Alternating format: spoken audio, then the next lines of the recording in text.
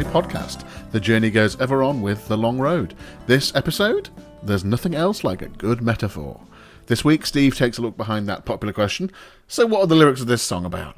And examines some different approaches to lyrics, the heavily metaphorical or the profoundly literal. Kev takes us on a journey to his next Café destination in Austin, Texas. And the Bishop, that's me, I reveal the results of a week of experimenting in my kitchen. The Vagabond Way podcast featuring The Long Road is exploring the world of the troubadour, the adventurer, the vagabond. The world isn't beige, it isn't processed, it's authentic, it's rich and it's real. And if those are the sorts of sentiments that make your brain light up, then hop on board. We are embracing all of those things, we're celebrating all of that. And we'd love it if you joined us on the journey.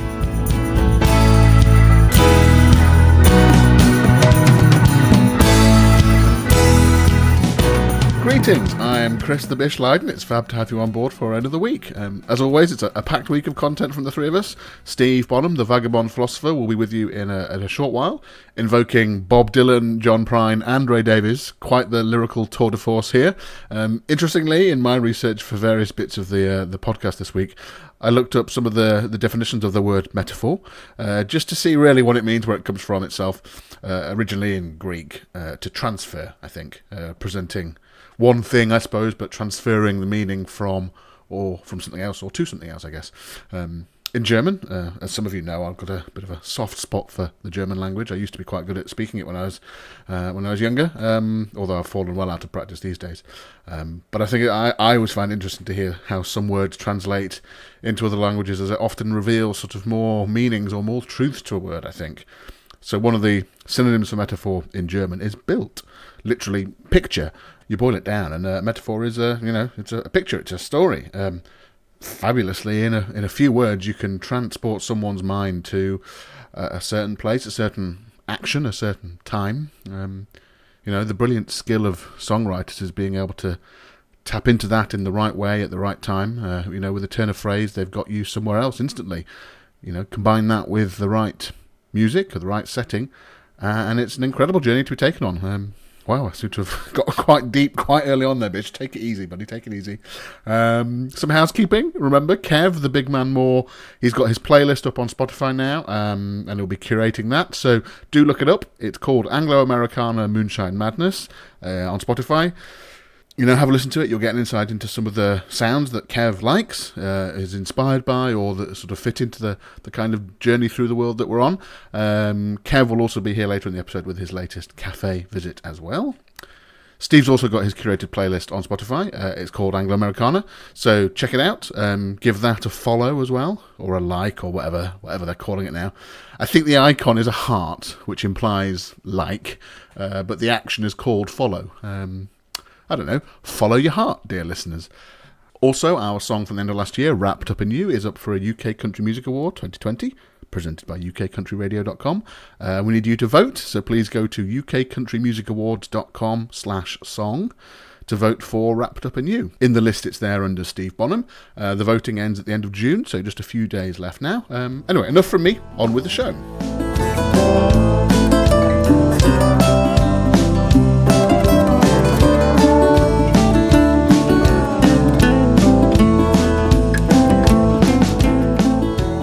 For the last few weeks, I've been taking one song from our two most recent EPs, diving into them a little bit of the musical makeup or the production of them, and this week it's the turn of Interstate 25, which is from our EP from the end of last year, which was called American Wilderness.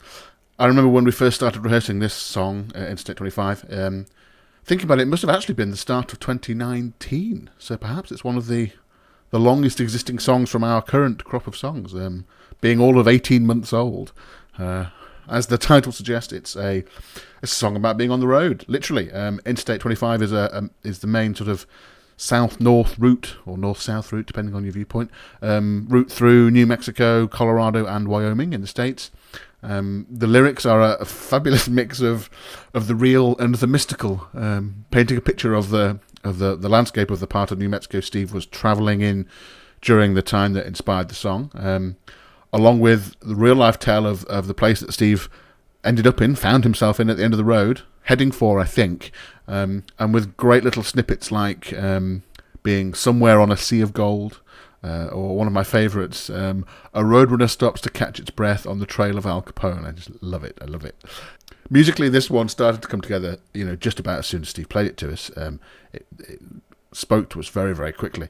The feel sort of just chugs along nicely, the pace, gentle forward momentum. There's some fabulous "don't ask me what this chord is" moments in the intro and the brief sort of bridge middle eight section. If you're that way inclined, scrunchy chords, which are fabulous in my book for bringing that sensation of tension and release. And in fact, musically, think about it, that's what this whole song is about. Things are always moving forward, you're always going somewhere, but the musical tension is forever ratcheting up and down, without, hopefully, ever being overbearing, or even perhaps noticeable, but that's perhaps what's going on musically. Anyway, I hope you're coming prepared for this part of the show now. Headphones on, sit back, relax, eyes closed, and get ready to be transported on a little road trip through New Mexico on Interstate 25 from Steve Bonham and The Long Road.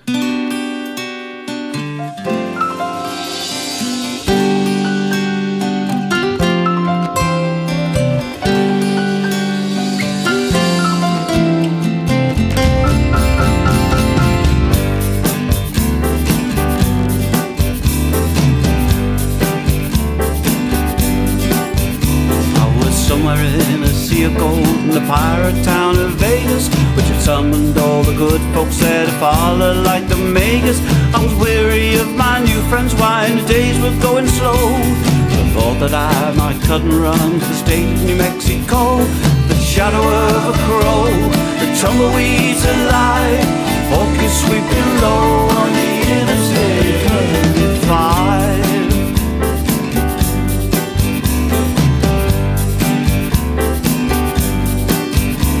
The moon, it rises like the wolf to howl on the desert's edge. The lion she calls on all below to take the ancient pledge. The whiptail thinks and waits under a shade of a fiery stone. The roadrunner stops to catch his breath on the trail of Al Capone. The shadow of a crow, the tumbleweeds alive, the hawk is sweeping low on the Interstate 25.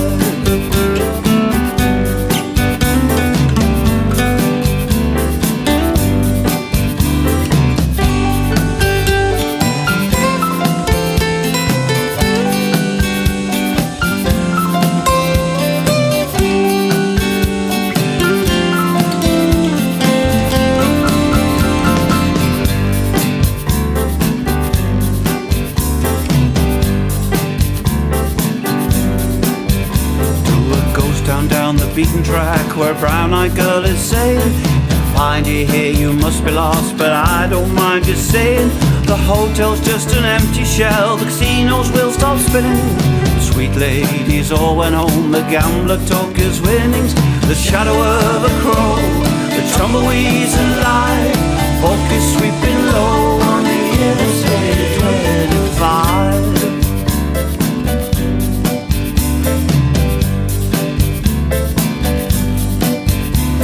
The doctor was a skunk rare, he sold our lives forever. They even burned the old church down, threw tombstones in the river. As I drove away from that lonely place, brown eyes winked and waved. I wondered how in new more ways the sinners might be saved. The shadow of a crow, the tumbleweeds alive, folk be sweeping low on the Interstate 25. Interstate 25. Interstate 25. Interstate 25. Interstate 25. Interstate 25. Interstate 25. Interstate 25.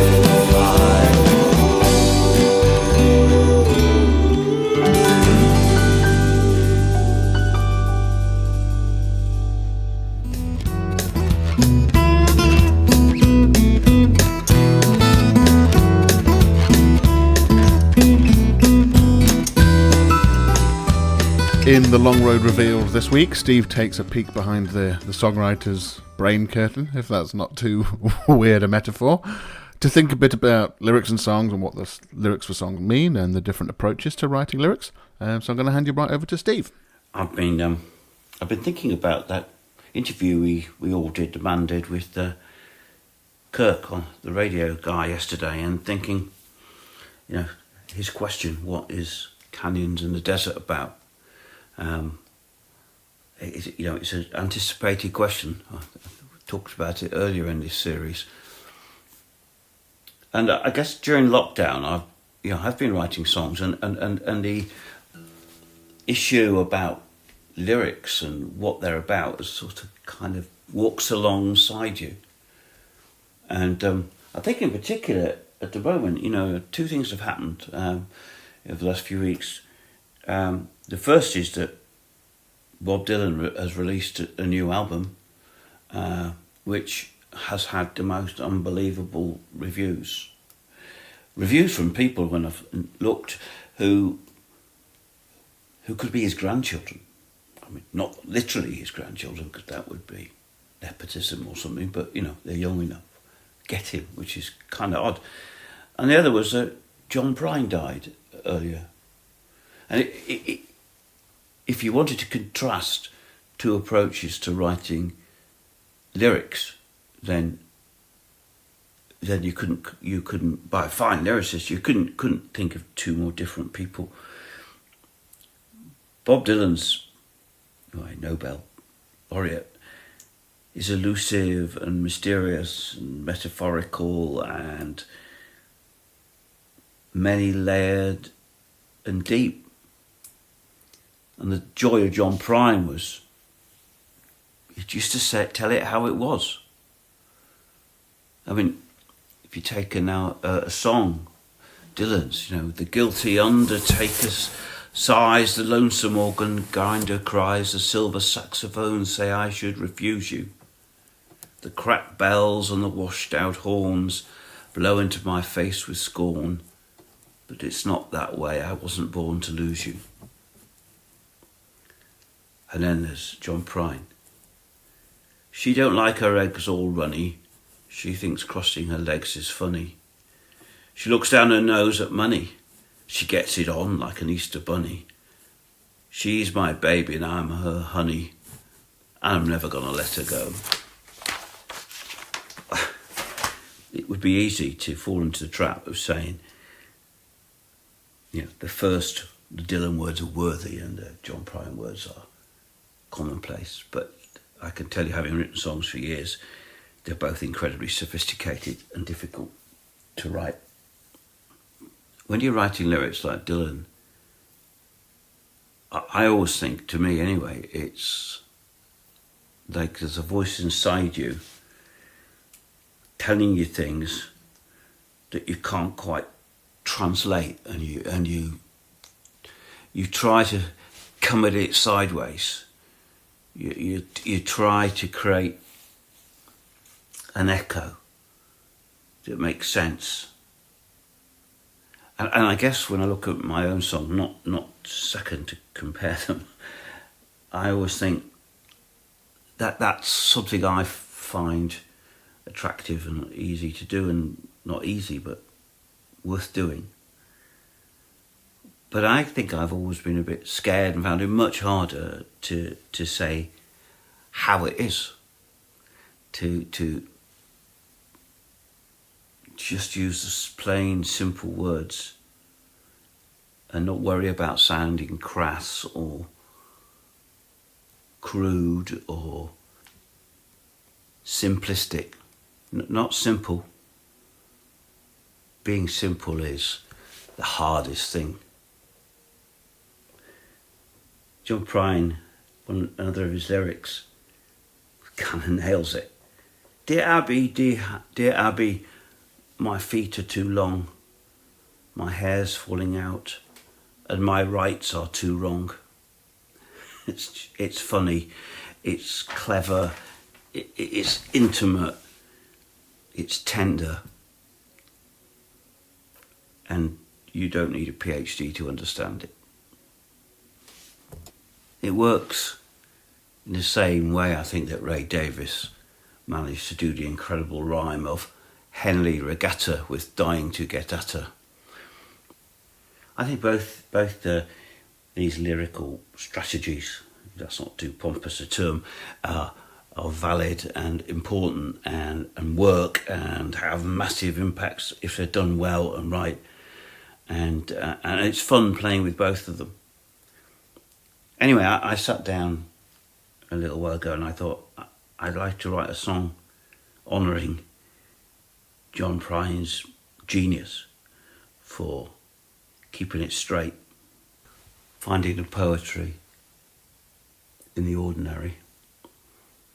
It's a song which I've called at the moment Do You Believe in the Rain? And it's about an older couple eyeing each other up and wondering whether they can make it work. See what you think.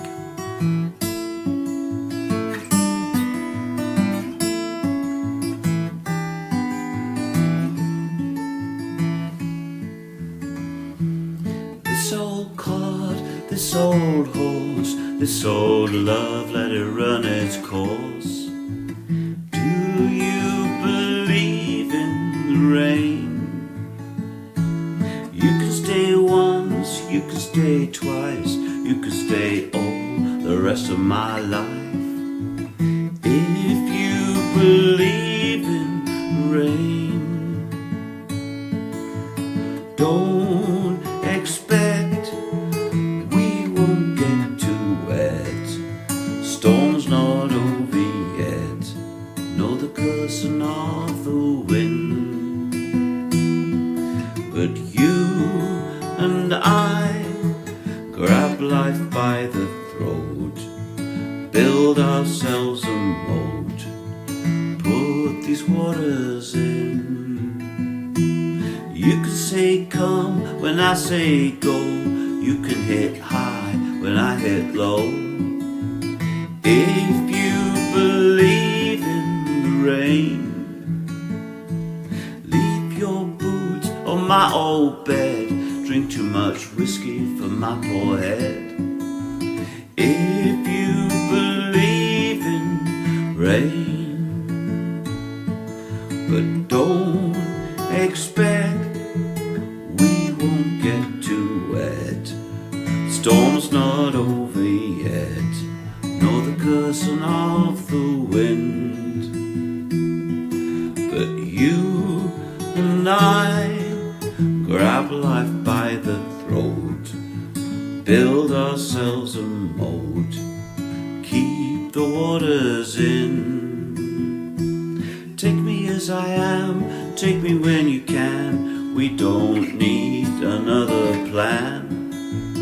If you believe in rain, if it's too short or it's too long, if it's as dumb as this old song, you gotta believe in rain.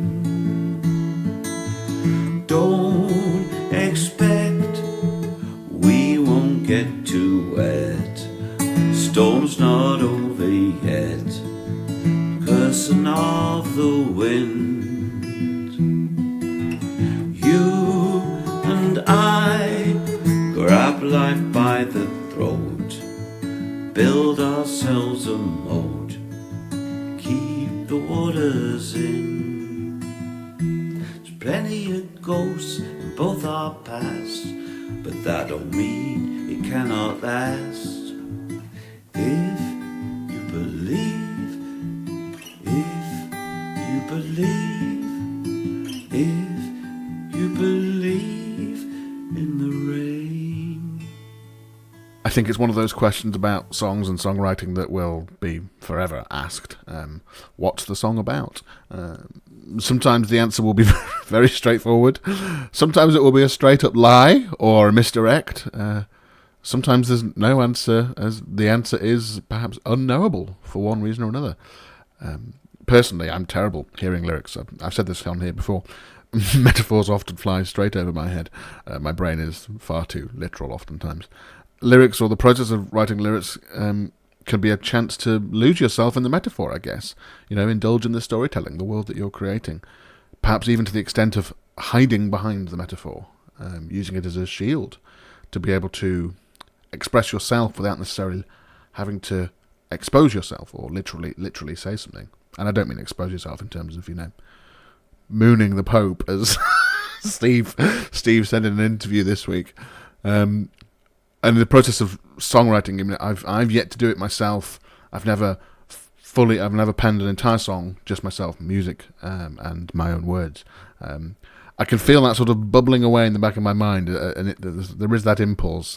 I think I'm still soaking up the various methods at play, from the full-blown metaphor, which requires a certain knack, away with words perhaps, to the literal, the other end of the scale, which probably requires a whole other set of skills on how to present your ideas.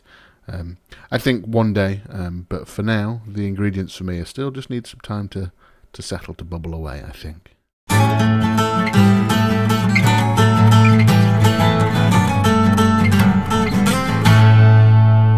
Hello once again, listeners, and welcome to Kev's Café Corner once more.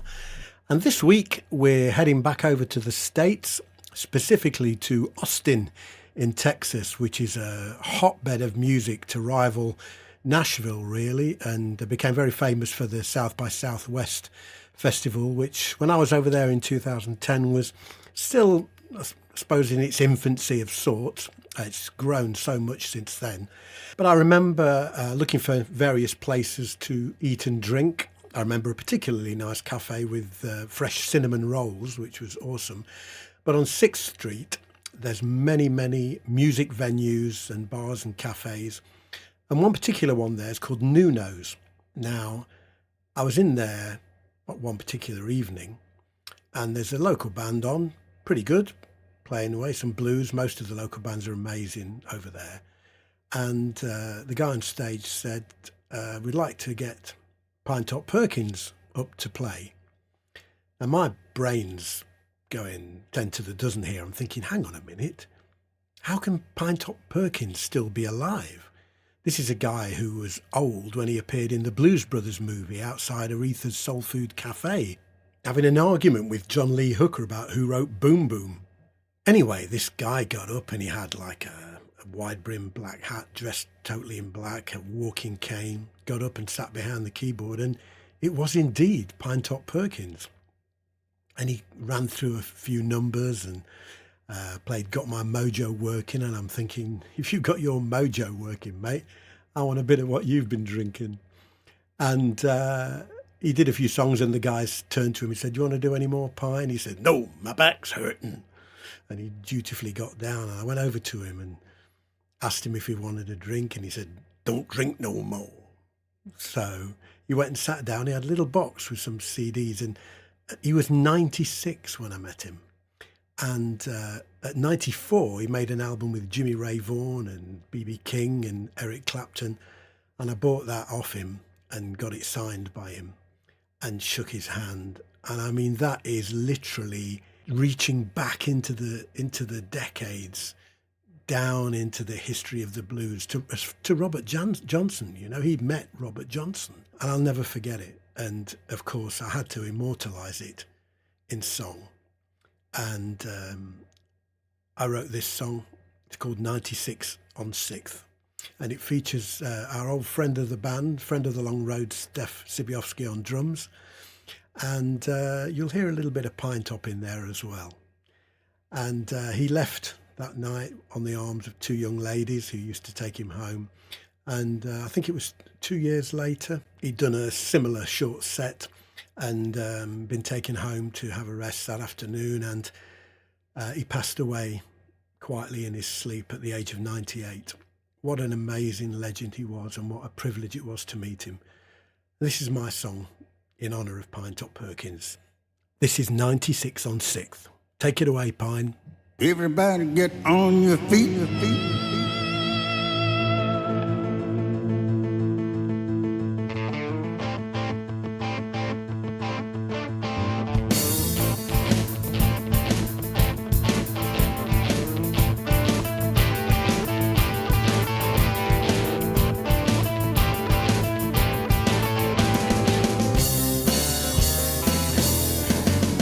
He was He's a black man with a hat man and a walking cane, surrounded by the ladies and they all knew his name.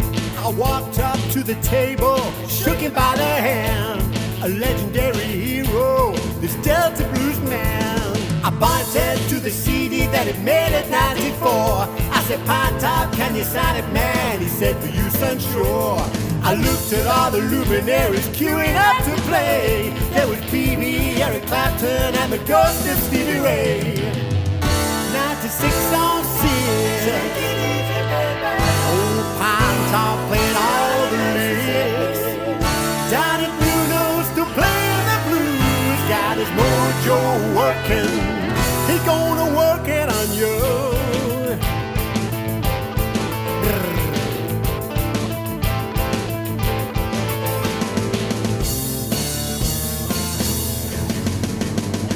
He was Pine Top man with a black cat bone, going down to Mississippi, cause that's his native home. We gonna take it easy, baby, I'm along for the ride, with the spirits of the Mississippi bluesman by his side. Born in Arizona, Mississippi, played in Memphis, Tennessee, and he played with Muddy Waters for everyone to see.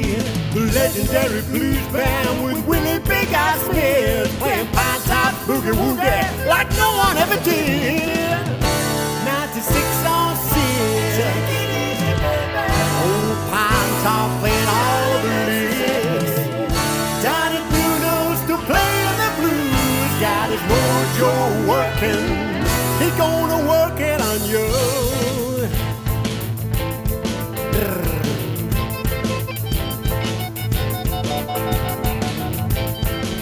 How long we gonna keep this going for, Pine? All night long. I like that.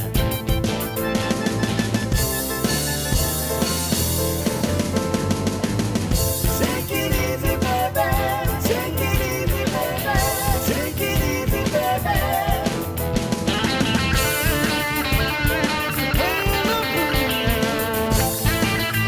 Got his mojo working.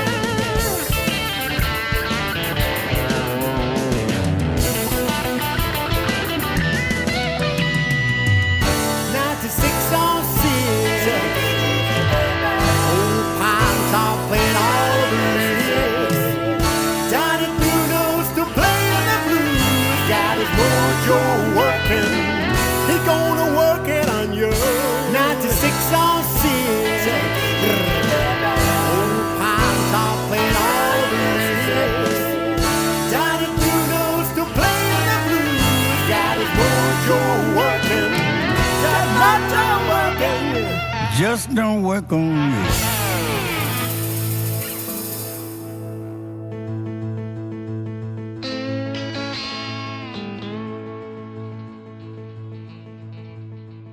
There you go, a bit of a false ending there. 96 on 6th. And if you're ever in Austin, Texas, then check out Nuno's on 6th Street. It's an amazing place. I had a lot of adventures in Austin, and it gave me 3 songs for my Blue Odyssey album. So you never know, dear listeners, we may revisit that city one day. For now, take care. See you next week.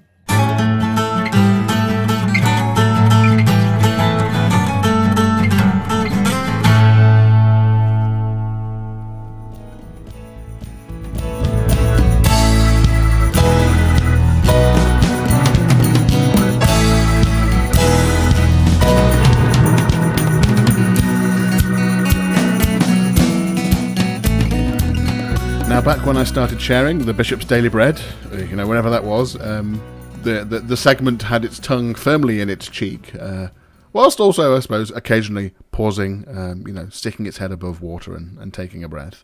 I think this segment can represent both sides of the coin, the flippant and the genuine, the ephemeral and the eternal, the superficial and the deep, which is perhaps why I've sort of gently stuck at it. And indeed, perhaps that is representative of one of the themes, unconscious or otherwise. Perseverance. If you want to get anywhere with anything in life, you've got to stick at it. From our first wobbly attempts at perambulating as a baby, to learning to read, riding your first bike, learning a foreign language, learning an instrument, anything. Okay, so I've had a look back at my week in the kitchen this week. and I almost accidentally persevered at 3 things. Looking even deeper, I wonder if this whole Bishop's Daily Bread thing continues to be an attempt at therapy for me, as I wonder if these 3 things, these 3 experiments, represent missing things during life in lockdown, or opportunities available during lockdown. I declared at the end of last week's podcast I was going to investigate creating a homemade Big Mac. Now, actually, in the UK right now, McDonald's drive-thrus are open again, so I could actually have just ventured out to get the real deal. But perhaps that was missing the point in my head. The Big Mac, I'm sure we will all agree, is not the hottest of cuisines, but to me, it does represent some of the peaks that we find in the best food. For whatever reason, it triggers those bits in my brain, at least, relating to tasting good food. The pleasure from eating good food, a sort of a treat experience, and perhaps it's also the mundanity, if that's a word, of mundaneness of a Big Mac. It's available in carbon copy format across the country, across the world. McDonald's has managed to create something that ticks lots of boxes, and they can mass produce. And I wonder if I've just been missing some of that mass-produced mundanity in lockdown. As it turns out, making a Big Mac is actually, at home, it's a lot more effort than you'd think, if you're being really authentic about it. The very finely chopped onions, the shredded lettuce, both in actually tiny amounts, really. The amount of beef required for per patty is mind-blowingly little, and just how do you press them thin enough, knowing that they'll shrink substantially when cooked? They're already mighty thin. I did even attempt my own Big Mac, bread rolls, tall enough so they could be sliced into the requisite 3 parts. Sans sesame seeds, because I didn't have any to hand. But actually the rolls worked remarkably well. I think, though, the sauce is the biggie. Recreating the sauce is what elevates an ordinary burger into the prized Big Mac. Attempt 1 at the sauce was a mega fail. Google let me down badly there. Attempt 2, though, was just about spot on, though. Mayo, gherkins, American mustard, some paprika, garlic salt, onion salt, a dash of white pepper, and a splash of white wine vinegar, and actually it does bring the whole thing to life. If you have the time and the inclination, a homemade Big Mac is kind of worth it, I think. So that was the first of my experiments. The next one up was... So I think this one is related to my love of travelling and spending time in other parts of the world. Over the years, it's mostly been in Europe, I suppose, and something that's representative of this food-wise in my head, something that I'd probably only just about have on holiday, a mozzarella and tomato salad, somewhere hot and sunny. You've perhaps heard of my attempts to home-make mozzarella in previous episodes, all complete failures, or at best, mediocre successes. And I said at the time I'd chip away, so I've had 2 further attempts this week. The first attempt featured a substantial enough measuring error, it turns out. I was halving a recipe, forgot to halve one of the components, which led to just utter failure. But attempt 2 worked pretty well. Not quite the deliciously soft mozzarella of my dreams, but pretty close. The key thing here is having the right ingredients and the right plan. No surprise there to anybody, really. And I was close with both of them before, but this time I think I've got just the right setup. Got to tweak the execution a fraction next time, and I think it'll be spot on. I'm pretty confident. So you see, chipping away, gets you there eventually. My third experiment is actually still underway. In total, it'll probably take 26 hours from beginning to end. Started around 8 p.m. last night. I'll probably finish at around 10 p.m. tonight. Now, this to me represents the opportunity side of lockdown. Sometimes just grab a hold of an experience because you can. So now I understand baking might not be much to some people, but to others, it's a life bringer, a joy bringer. So I'm pushing myself here with something I've often jokingly said, I'll never be so bored that I'll make that from scratch. So today sees me attempting from scratch croissant. You've got to make a laminated dough. That is a dough that's got a layer of butter inside it, and then you fold that up and roll it out multiple times, so you end up with a a brain-defying number of layers of dough and butter, then dough and butter and dough and butter. And then when cooked, the layers expand away from each other. Something to do with water evaporating, I presume. And you get that flaky, puffed-up croissant texture. The ingredients are simple and, store cupboard sort of things, basically. But it's the precise steps and I guess overall time span which is probably off-putting. But I bloody love a freshly made croissant. Bloody love it. So in a rather spontaneous move yesterday, I thought I'm going to give it a go. So as I speak, I've done 3 turns. I can't do the maths very well, but I think you start with 3 layers, and then on turn 1 it means you've got, so that's when you fold it, you've got 9 layers, because you fold it over in 3. And then turn 2, you've got 27 layers, because that's 9 times 3. And then turn 3, you've got 81, I guess it would be, because that's 27 times 3. The recipe has been very precise and insistent on measurements, literal dimensions. Roll the pastry out to be 10 inches by 14 inches. Use a pizza slicer or a sharp knife to trim to the exact size. And I've been fairly faithful, but I don't know yet whether I've been faithful enough. Time will tell. So what do croissants represent in this lockdown culinary journey?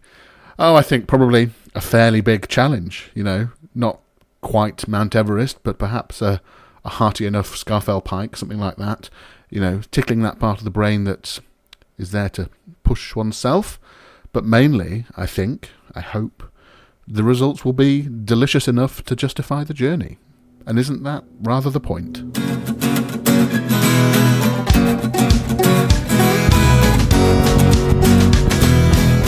So that's it for this week. Thanks for listening, wherever in the world you are. Great to have you with us as ever. Remember to subscribe to the podcast. We're on Apple Podcasts, SoundCloud, Spotify.